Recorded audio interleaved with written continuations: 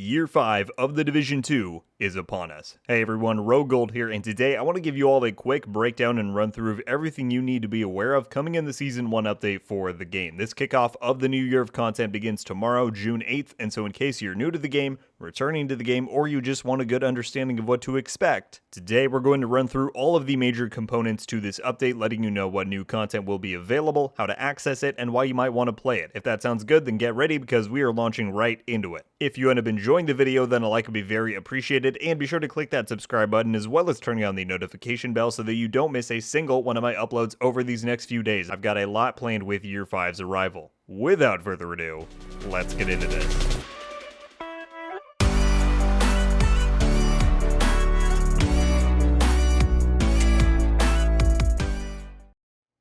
Alright, once again, the Year 5 Season 1 update for the Division 2 drops tomorrow, Thursday, June 8th, and it's important to note for any newer players that this is all entirely free content, assuming you own the Warlords of New York expansion. So, there's plenty to cover, let's go. The highlight piece of new content for this update is Descent, an all-new game mode that's being introduced. Descent is a roguelite experience, meaning it is disconnected from the main game's progression, and offers a unique spin on Division's combat and gameplay. Featured as a training simulation in-game, Descent starts you out with the basics, allowing you to choose one weapon and skill to begin with before you're sent on your way. You proceed into the simulation and pick your own path between rooms of different difficulties, modifiers, and reconstructions of locations from the franchise's past. You don't progress by earning gear and making builds in this mode, however, instead you acquire talents the farther you go, and the composition of the talent library you'll put together is what nets you your total power. And by stacking different abilities, throwing exotic talents into the mix, if you make it far enough, you'll surpass any possible amount of power that is attainable in the main game.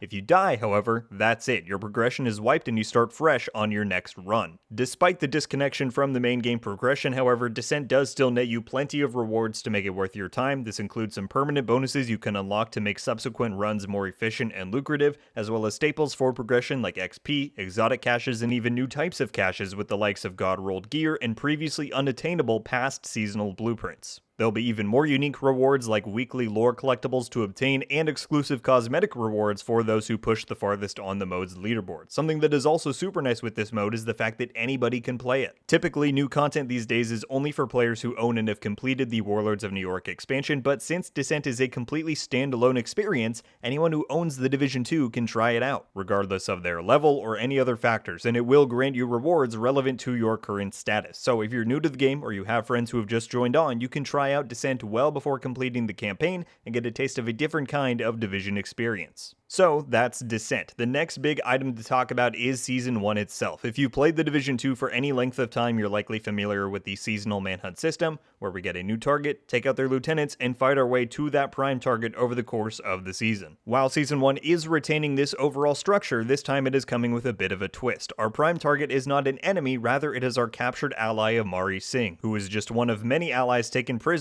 at the end of last season's events. So Season 1 will see us making our way through different encounters in which we'll begin to rescue these key figures. And in doing so, we will be contributing to the restoration of the castle settlement. That's right, if you played Season 11, this long abandoned settlement had gotten the lights turned back on, but it was in a very bare bones state with lots of construction still ongoing with it, and so over the course of Seasons 1 and 2 in Year 5, we're going to be completing the work. This means that by the end of Season 1, by rescuing these allies, we will see visible improvements to the castle state, additional unlocks and functionality, hopefully installing these personnel in key positions that will benefit us in various ways. This should offer a very nice structure to the season. It will be very reminiscent of the game's main campaign, where we went on this same journey with the theater and campus settlements, so it'll be a nice change of pace for sure. Season 1 is also bringing a slew of awesome new items to collect, however, and here's some of the highlights. The new gear set is Cavalier, which acts as a tank and support set. Its primary functionality is that it grants you stacking resistances against enemy skill damage and hazard protection the longer you're out of cover while in combat, and once those stacks cap off, you can then share that resistance with everybody else on your team for a period of time. This is going to be a phenomenal set for the Dark Zone in PvP, offering a great way for teams to combat status effects and similar damage types. And in PvE, I foresee this being very valuable in select circumstances as well, allowing teams to strategize on precise moments of when to share that resistance buff that will give them prime opportunities for damage, advancement, whatever the case may be. Additionally, Season 1 delivers a new exotic that has been highly coveted ever since its reveal, and that is the St. Elmo's Engine Assault Rifle. Now, this new AR is extremely anticipated for a few reasons. Firstly, it is a fully auto LVOAC rifle. Now, this might seem unimportant to some, but many who played the original Division game have wanted the return of a fully automatic form of this gun, as it was a staple in the first game, and then Division 2 turned it into a single fire. So that alone has caused a lot of hype, but the weapon's exotic talent and other attributes are also very enticing. The St. Elmo's Engine grants the user a full magazine's worth of shock ammo after landing 100 rounds on the enemies. That's pretty wild. Pair that with its other attributes, such as a 70 round mag, 20% crit chance and damage attachments,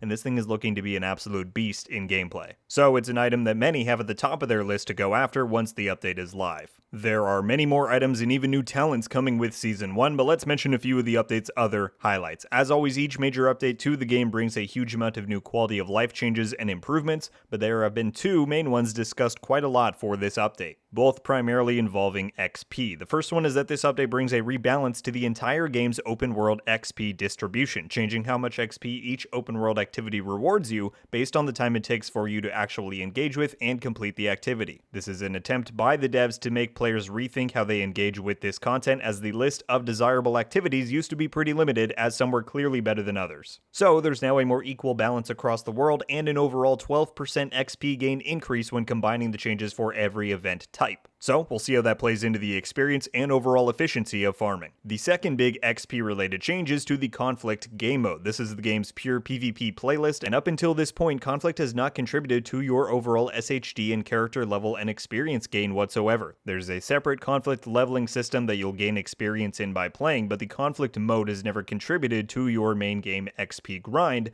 until now. With the arrival of Season 1, Conflict will now award you regular SHD experience for every player kill you earn. As a PvP player myself, I'm very excited for this change, and I hope it's a comparable option to other XP rewards in the game. We don't yet have exact values on how much you'll earn per kill or per match, but it's going to be a really nice change of pace to be able to get that extra bit of reward for playing Conflict. My friends, that wraps up some of the major highlights to be aware of for the Division 2's Year 5 Season 1 update. It's not everything that is coming. There's loads more new gear and changes that we didn't cover, but on a broad stroke, those are some of the key additions, and the things you will likely want to know about if you're jumping back into the game or even beginning for the first time. So I hope you enjoyed and that this was helpful in getting you acclimated for the new update. Let me know any and all of your thoughts and questions. Did I cover anything leaving you curious about certain things? And comment down below what you are most excited for in the update that was on this list. Once again, less than 24 hours to go until Year 5 begins, as Season 1 kicks off on June 8th. So I very much hope to see you all in-game, and stay tuned for tons more content in the coming days. That's all I've got for you today, everybody. Thank you all so much for watching.